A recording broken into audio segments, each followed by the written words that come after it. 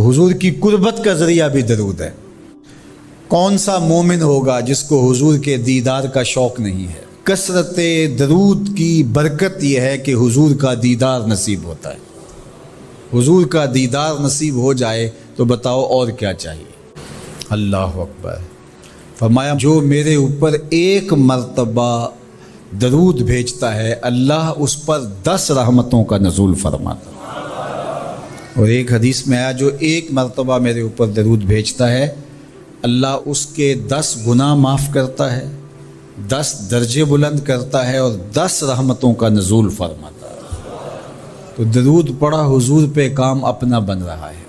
تو درود پڑھنے سے انسان کا باطن سنورتا ہے، اندر پاکیزگی نصیب ہوتی ہے، گناہ دھلتے ہیں، عیب دھلتے ہیں، پریشانیاں ختم ہوتی ہیں، مصیبتیں، آلام، مصائب، دکھ، ٹینشن، پریشانی جو کچھ بھی ہے یہ ختم ہوتا ہے۔ اور درود پرسکون بنا دیتا ہے انسان کو، راحت بخش ہے وظیفہ، سرور انگیز ہے یہ وظیفہ، نور بیز ہے یہ وظیفہ، ماحول میں شگفتگی پیدا کر دیتا ہے۔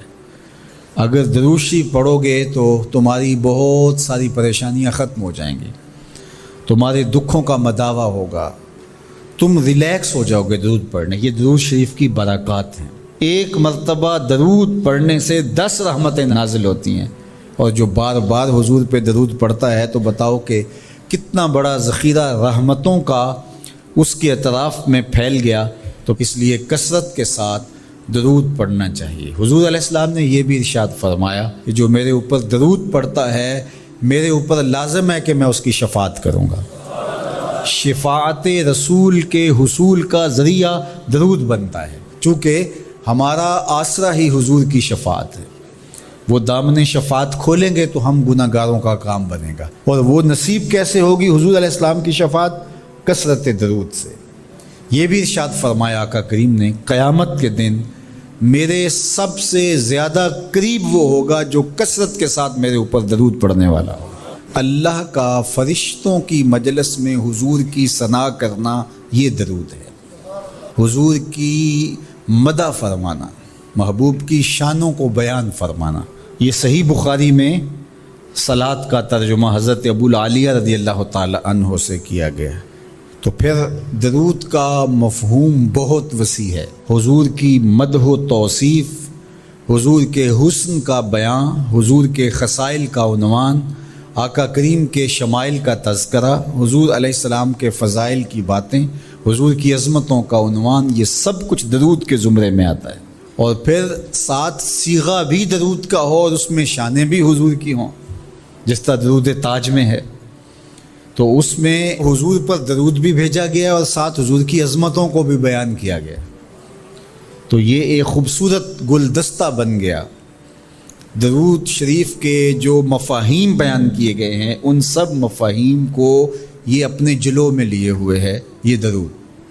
تو کثرت کے ساتھ حضور علیہ السلام پر درود پڑھنے کی تلقین فرمائی گئی۔ حضرت ابی بن کعب رضی اللہ تعالیٰ عنہ فرماتے ہیں کہ آقا کریم نے ترغیب دی درود شریف پڑھنے کی، باقی امور اور عبادت، ذکر فکر۔ تو میں نے عرض کی، ارشاد فرمائے کہ میں آپ پر کس مقدار میں درود پڑھوں، کتنا وقت، کتنا درود پڑھوں؟ تو آقا کریم نے فرمایا ماشیتا، جتنا تم چاہو۔ فرماتے ہیں میں نے کہا میں 4تھا حصہ درود پڑھوں گا، باقی 3 حصے دیگر عبادات اور دیگر وظائف اذکار بجا لاؤں گا۔ فرمایا جس طرح تم چاہو، جو تمہاری مرضی، لیکن اگر درود کی مقدار کو بڑھا دو تو تمہارے لیے بہتر ہوگا۔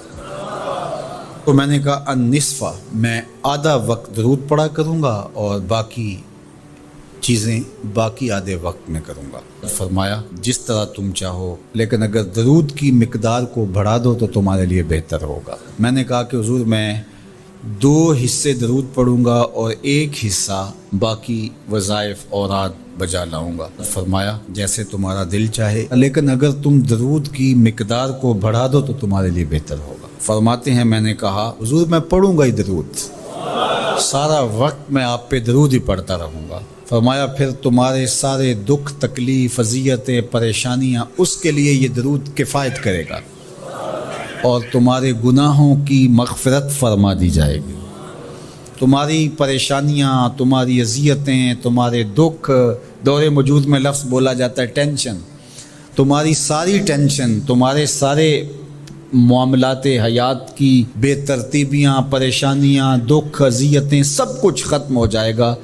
درود سب دردوں کا مداوع ہو جائے گا، سب دکھوں کا علاج ہو جائے گا، سب پریشانیوں کا حل ہوگا، سب مصیبتوں کا مداوع بن جائے گا، اور ساتھ ساتھ تمہارے گناہ بھی بخش دیے جائیں گے۔ تو درود جتنی کثرت کے ساتھ پڑھا جائے اللہ کی اتنی ہی رحمتیں نازل ہوتی ہیں۔ تو باقی وظیفے، باقی اوراد وہ بھی فضل و شرف والے ہیں، لیکن حضور نے فرمایا کہ پھر تمہارے لیے ایک درود ہی کافی ہو جائے گا۔